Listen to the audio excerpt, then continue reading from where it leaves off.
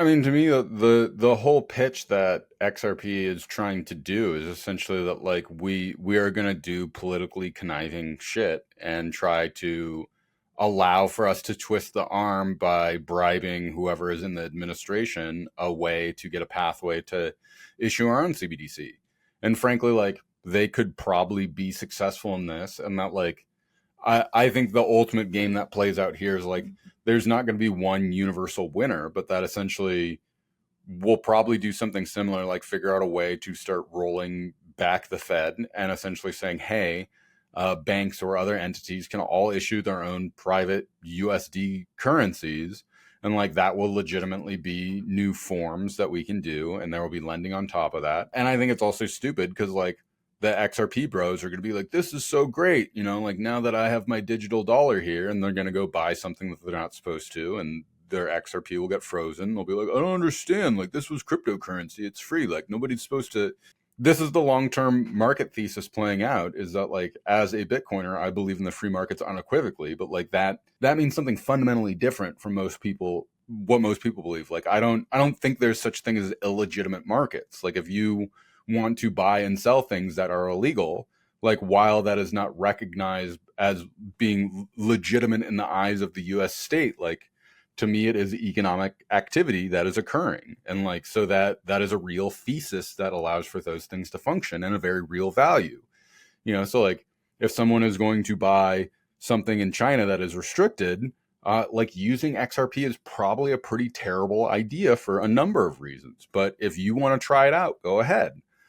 Same thing, like if we throw Brad Garlinghouse off a building, like the price of XRP is probably going to go down like a lot. Like I don't know who I throw off a building in Bitcoin to like do the same thing. Like same thing goes for Ethereum and Vitalik. Like, and again, this goes back to the whole cryptography thing that we were talking about earlier. It's not Satoshi Nakamoto was not an anonymous person that used cryptography because like he just thought it was like a fun and quirky idea. It's that he understood the very real and extreme political risk that was involved with it that I don't really feel like Brad Garlinghouse or Charles Hawkskin or whoever is building their own cryptocurrency actually understands. And it's not so much even that I can throw Brad off the building, but like I can get compromising pictures of Brad with 9-year-old boys in bed and be like, hey, Brad, like we were thinking of exposing all of these pictures of you, and like, you know, or giving them to the State Department or whoever. Maybe you should do the stuff that we want you to do for us now. And I think that that's like kind of a gross and sad truth that a lot of people don't understand, is that the human component creates very real vulnerabilities to the entire system. And so like same thing goes with a guy like Vitalik. I think he is captured in a very real and meaningful way and is going to bend the Ethereum ecosystem in a direction, whether openly or not, because of the way that he has been captured by various interests. I think it's just a very human thing that I think Satoshi very actively understood, which is why he's not a human as far as we know. We don't know what he is. Maybe he's a dog, maybe he's a cat, maybe he's a person from the future.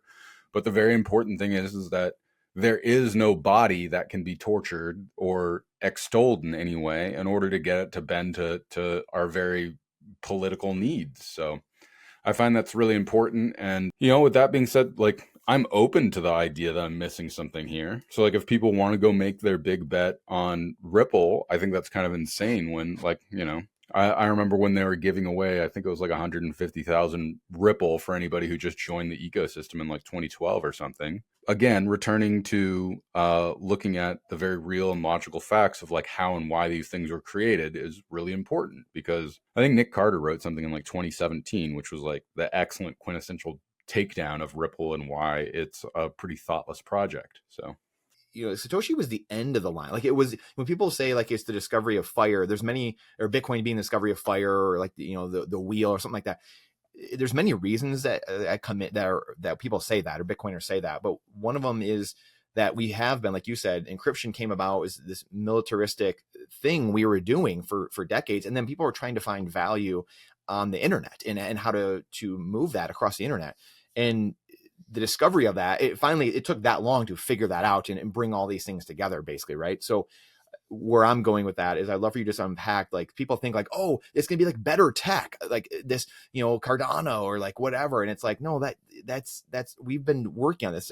Bitcoin was the end of the line. It wasn't the beginning of the line. It's the end. And so I would love for you to just kind of unpack that a little bit, just some of the history of that, and for people that might not know or just new to Bitcoin in general or the crypto world.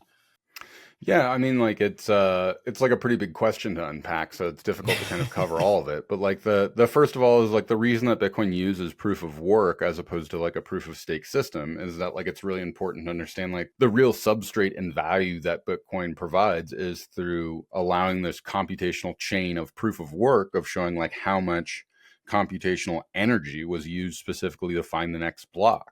And so like it's also really important to understand that Bitcoin is essentially this gigantic lottery that's based upon how much computational energy that like you're putting into the network. Well, now you have to return back to like first basis of like, well, why would that be valuable to society? Like, why do we want a society that is using high amounts of computational energy? Well, like it turns out, like if you're an advanced technological civilization, like you need very real computational energy. In fact, like computational energy is in fact probably the great measurement of the value of your society and the direction it's going. And this is one of the places that stuff gets really interesting and powerful when, like, I don't know how Satoshi had the foresight to be like, oh, you know what? Like, AI at some point in time is going to need massive quantities of both information and data to be able to operate in a way.